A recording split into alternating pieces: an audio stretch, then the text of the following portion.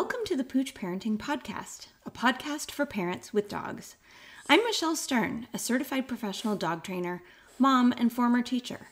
Living with kids and dogs at the same time can feel like a circus. I know because I lived it too. Join us as we interview a variety of experts and parents to discuss topics that will make parenting with dogs easier, safer, and less chaotic, all so you can love living with your dog again.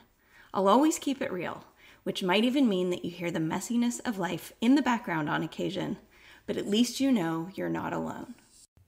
In this episode, I interview my friend Debby, who's the founder of KAD, Kids Around Dogs, in the UK.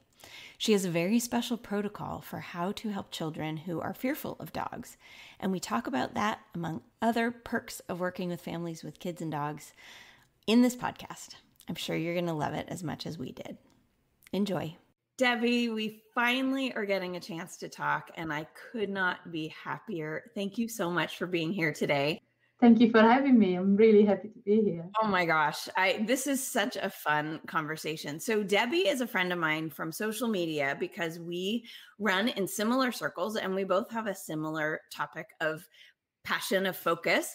We both focus on kids and dogs. And so Debby is the founder of Kids Around Dogs in the UK.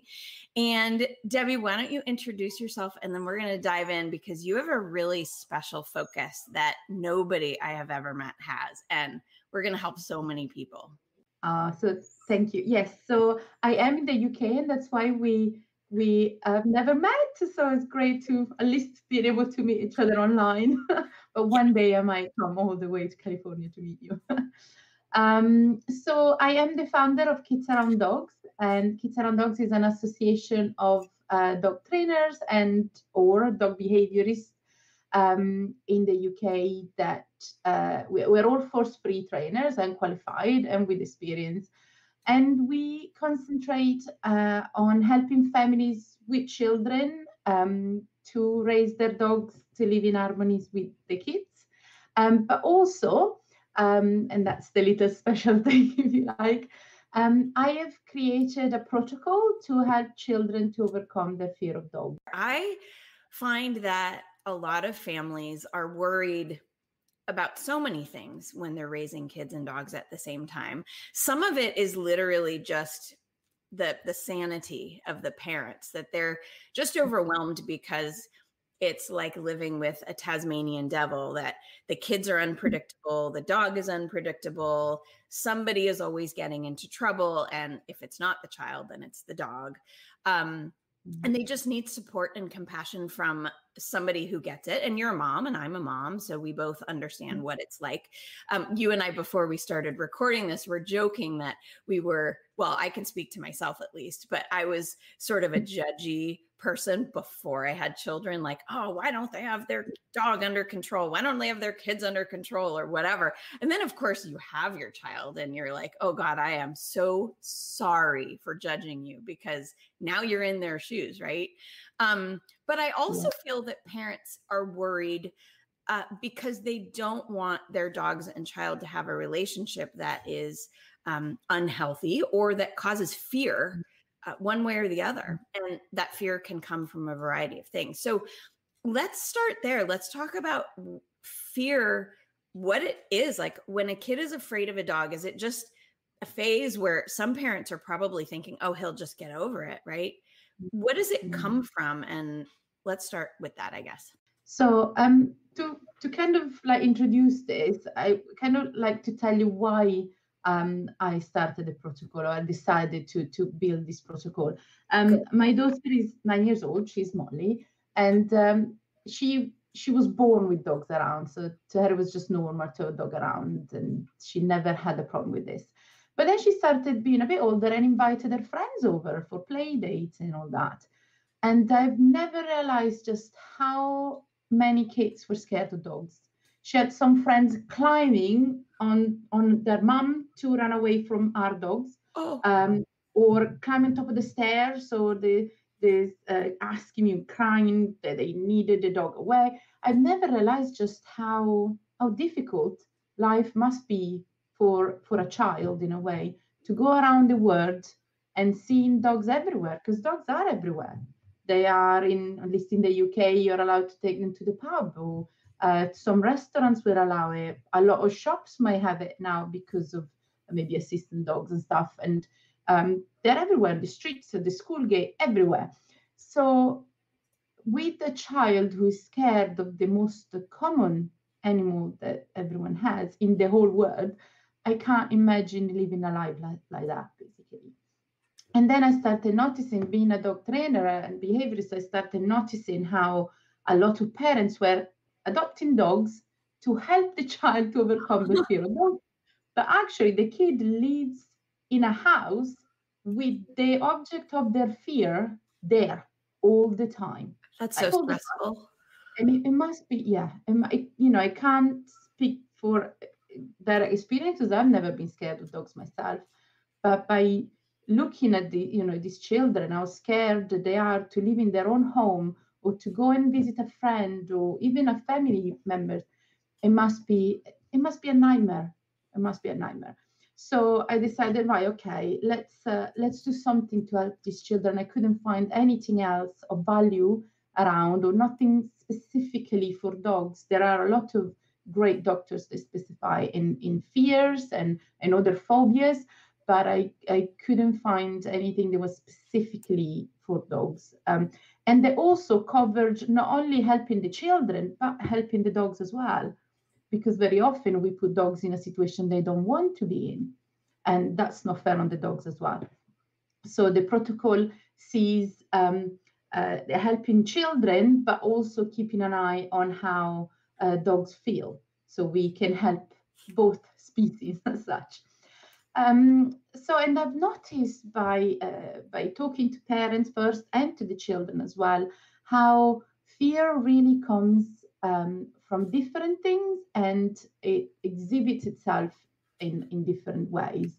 I find a lot of the time, not all the time, but a lot of the times, the fear of dogs is due to the fact there's someone in the family. It might not even be direct family, could be also a family member from like extended family or a friend of the family that is scared of dogs because something happened to them. Maybe they've been bitten when they were little, or they had a nasty experience anyway with a dog, or maybe they watched something on the news that had a dog accident involved. So then they refer it to the children, and some children are simply more sensitive than others, and they take that information, process it in a way that sticks with them, and that is what develops the fear in those children. Some children, you can tell them, oh, the end of the world is near, and they just go, poof, it's fine, whatever, let's go play Lego. But some instead are really, stays with them. So that's what I found the most, that is someone within the family telling them they should be scared of dogs. And so my first my first point there would be, if you grown-ups out there are scared of dogs, don't tell the children. Basically, first advice. If you're scared of dogs, keep it to yourself. But yes, some children can get really affected by someone else's experience. That didn't even enter into the realm of possibility for me that it's contagious, essentially, right? Yeah, and that you're loading the deck against everyone by talking about all the things that you're afraid of. I know that growing up, my mother always talked about how terrified she is of heights. And, when we would go hiking, there were certain places she would refuse to go because it was too high. Same thing with claustrophobia. Like, she was just terrified. Even if she had to get like an MRI or something, she was terrified because she had to be in this machine. And it's really interesting that you pointed out that some people are impacted by hearing about that. Like, it didn't really bother me so much to hear her say that she didn't want to be stuck in a small space. I mean, I don't like that either, but I think it's just because I don't like it, not because she predisposed me to thinking that was a terrible thing. I just assumed that many fears came from a bad experience, which I'm sure many do. Yeah, that can also be the case, of course. Yeah. Right. But yeah, from what, from my researches and then the kids I also work with, the biggest percentage of answer is that someone in the family has talked to the child and has told them. And like I said, it could also just be a friend of the family. It doesn't have to be, mom or dad. Right. Often find is grandma. It's always grandma that gets involved somehow. Person is trying to help the child, is trying to protect them in a way, but by protecting them to do something, they're actually putting them at risk of something else. So it's bittersweet. So I think that there's an important distinction between teaching a child about dog body language, for example, and saying, wow, did you notice that dog's ears just went back? I think he's worried about something, as opposed to saying, get away from that dog. He's freaked out, right? I think that the words that you choose to use then would be really meaningful in terms of supporting both the dog to say, let's back away slowly because we want to relieve the dog's stress, then saying, look out, he's coming after us because he's afraid, or whatever. No, it's exactly that. In fact, in the protocol, when I teach it to the children, we go through dog body language. Obviously, basic things. We don't expect them to know every single detail by the end of it. But they'll be able to spot some signals. And as you say, it's how you word it. If I were to scream because I see a dog, I don't know, the white of the eye of the dog, which is a sign of stress, oh my gosh, let's run. That's not going to help anyone. Not even, not me, definitely not the dog, and certainly not the child. So how you word things and how you feel yourself about things when discussing it really does help the children and grown-ups, who I would expect. So it seems that body language as a part of your protocol is just empowering, right, to a child to recognize how the dog might be feeling, because then they can have some empathy for the dog, that, wow, the dog is just as scared of me as I am of the dog. I mean, that must be a really powerful feeling, right? Yeah. I also find that when, I think it's because I'm a foreigner myself. I'm, as you know, I'm Swiss. So when I moved to the UK at a very young age of 19, everything was new. I didn't speak the language, so I was scared, and I did cry for the first couple of weeks because I didn't know anything. So the fact that I think I can relate to that, the unknown, as in I don't speak your language, I don't know why you're moving a certain way, why you're saying certain things. Is the same thing as a child seeing a dog or any other animal and not being able to understand that animal. So that the fear of the unknown in that respect is the same as the fear of dogs, because you just don't know what they're on about. So by knowing certain things, some body language, even just the basics, can be extremely helpful. When I work through the protocol, I use the body language, but I also never highlight the fact that there is a fear anywhere. The word scared or fear, I really try hard not to use it, so that the child doesn't think about, I am scared of this dog. And if they mention it, I either pretend like I didn't hear and we just move on. Just move on to something else. Or I kind of twist that sentence around so that instead of concentrating on the fact that you're scared of dogs, look what you can see instead. Like when we talk about the mouth of the dog, instead of thinking about a dog licking you or a dog biting you, look, you can see that a dog with his mouth open and his tongue gently resting at the bottom of the mouth is actually a good thing. The dog is happy. Oh, look, he's smiling. Can you see he's smiling?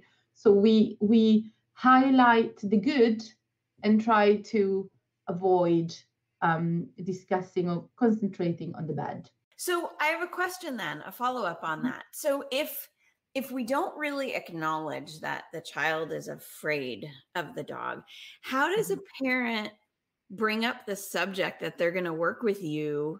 Like, what's the topic? Like, what are we doing with Debbie? What are we working on? Like, because if a child is afraid, they're going to think, oh God, like, I don't want to work with the dog lady because then I have to be around the thing I'm afraid of. So how do you even word it to a child that you're going to work together if we don't talk about Yeah. that? I have a chat first with the parents. Very often, the first conversation, the child is not even there, and I go through getting to know that child. You know, what does it like? What are his hobby? What is his way of thinking? And kind of get to know him or her better before I even talk to the kid, and also the age and what kind of social life do they have and things like this. So get to know the kid as much as possible. And very often, I also don't stress it to the parents. They have a hard job as it is. We know as being parents ourselves, not only you got to look after the kids, but you got the house, you got work, and there is so much to worry about that I try to give the parents the least amount of stress possible.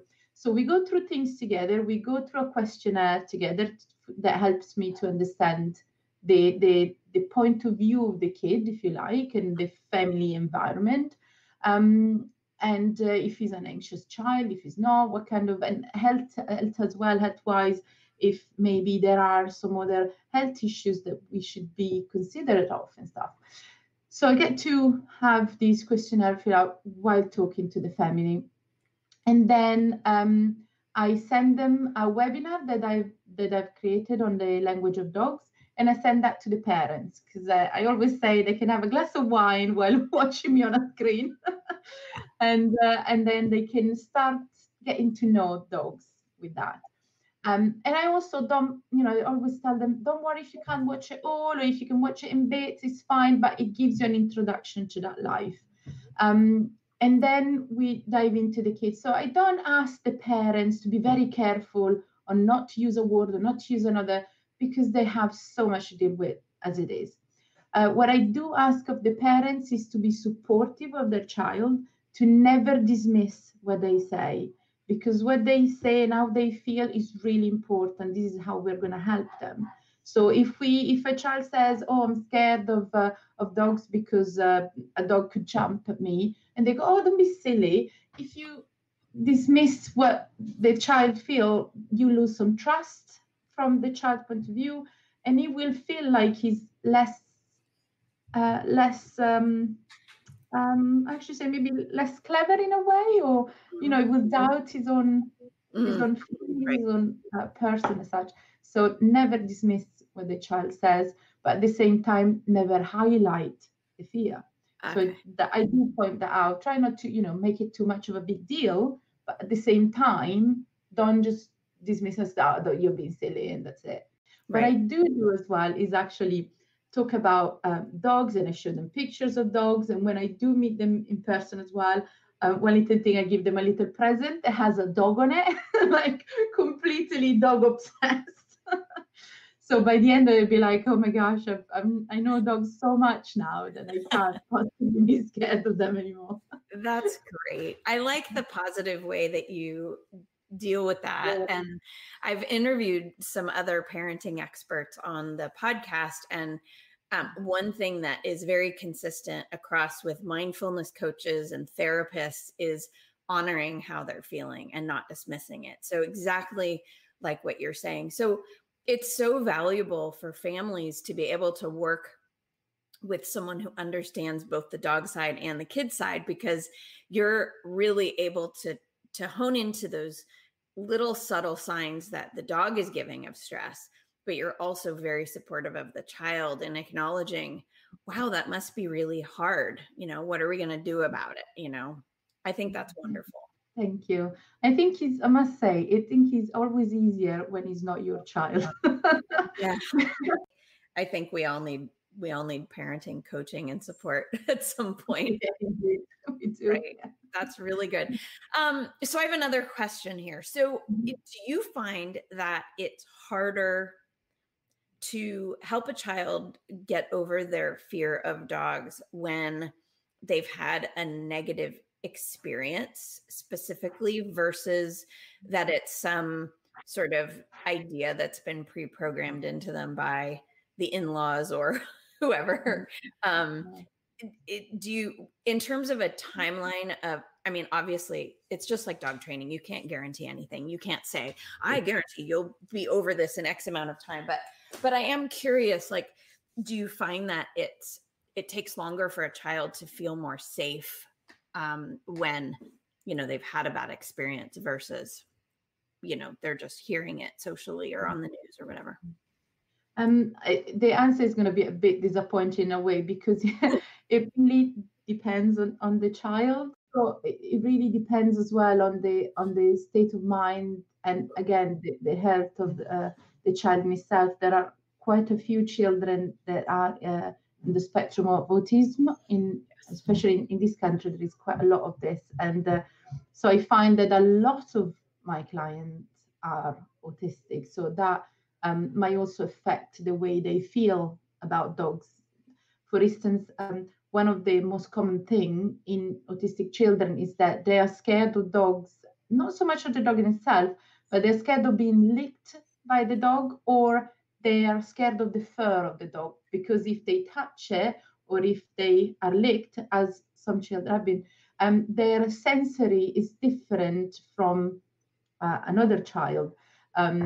So they can actually feel pain if they are licked by a dog or if they touch the fur. So they have a different feelings on their skin. Basically, their brain is telling them to react differently. Yeah.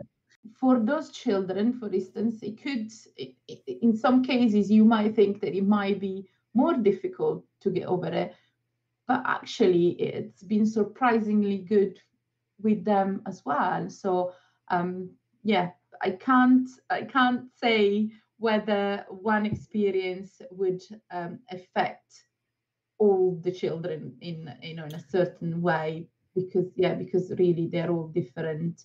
And also it depends also on the parents. The help through the protocol, the help of the parents is invaluable. I can't stress this enough. Like, if a parent is there and you really help the child and is really there to support them, and they go through the task every week, the child will get a task to do, a game to do, and if the parent is there helping out, the chances of success are higher. Yeah. I love that you mentioned children with autism, because I get asked a lot by parents who want support. Are you comfortable working with children with autism? Because I think that most people who are not in the education field are not experienced with kids who have a range of neurotypical or not neurotypical, whatever wiring. I'm wondering, with children with autism, do you find that there is a difference in their ability to read facial expressions in people and dogs? A lot of children who are autistic were able to translate better the facial expression of a dog into, or other body language, into other animals as well, more so than just from a dog to a dog. So if a dog, for example, turned their head away, the dog probably doesn't want that interaction, and they could generalize it more. So they could say, okay, dogs turn their head away, cats turn their head away. Oh, that might mean the same thing. Oh, cows turn their head away. That might also mean the same thing. So I found that autistic children were able to move those signals into other species and not just keep it into dogs. Some children are scared of other animals, not just dogs. That is really interesting, because I do think that a lot of body language is generalized across species. After college, I studied primate mating behavior in Puerto Rico on an island, which I have a lot of interesting stories I can tell you about monkey mating behavior. But this is not an explicitly rated podcast, so I won't get into it here, but we can talk about it privately later, because you can imagine. but let's leave that aside. But there are patterns in behavior. So the monkeys, I was studying rhesus macaques, and they primates, and for anyone who has studied or even watched even a Jane Goodall movie, she of course studied apes and not monkeys, but the chimps and the monkeys that I studied both do this thing they call an agnostic pucker, which is just like what dogs do. An agnostic pucker, which is that face where it kind of looks like they're going in for a kiss, but it's got teeth showing, where it looks kind of angry. And that face across species is very consistent. You know, that when a dog is perhaps at the fence and somebody is going by and the dog just looks like it's ready to kill somebody, they have an agnostic pucker often.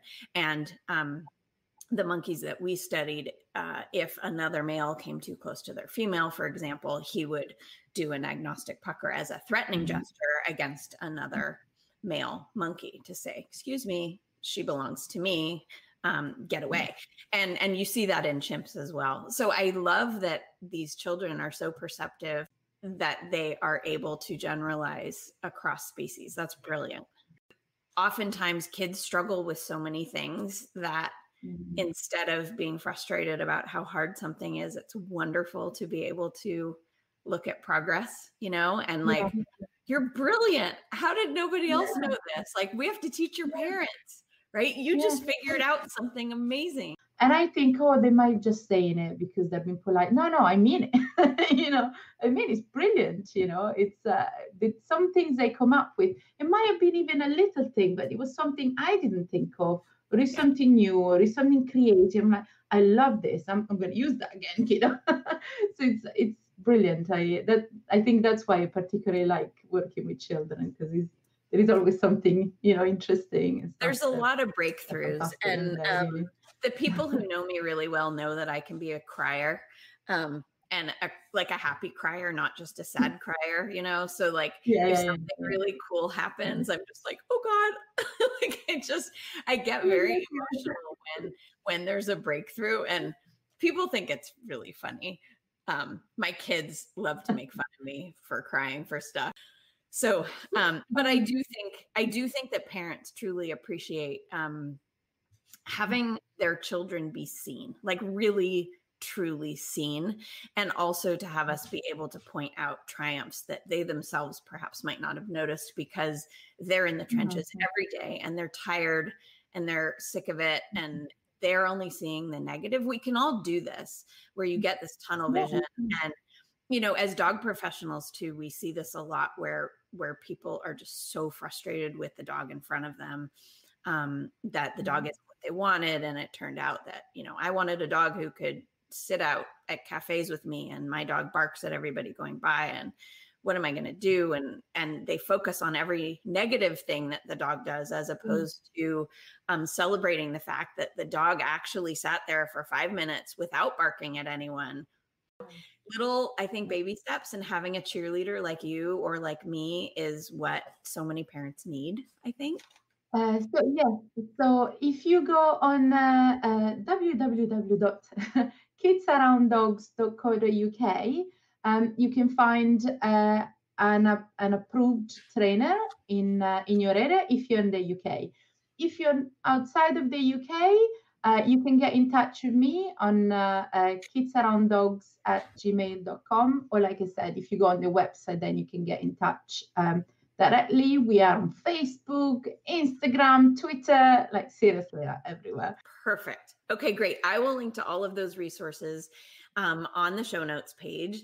And you're going to be such an amazing resource for people if their children are afraid of dogs, and they can either work with you or one of your approved trainers to make progress and help your kids and dogs both feel safe living together. Thank you so much, Debbie, for your time today. I really appreciate talking to you. Thank you so much for having me. Oh, it was wonderful. I'll talk to you soon. Thank you. Bye-bye. Bye.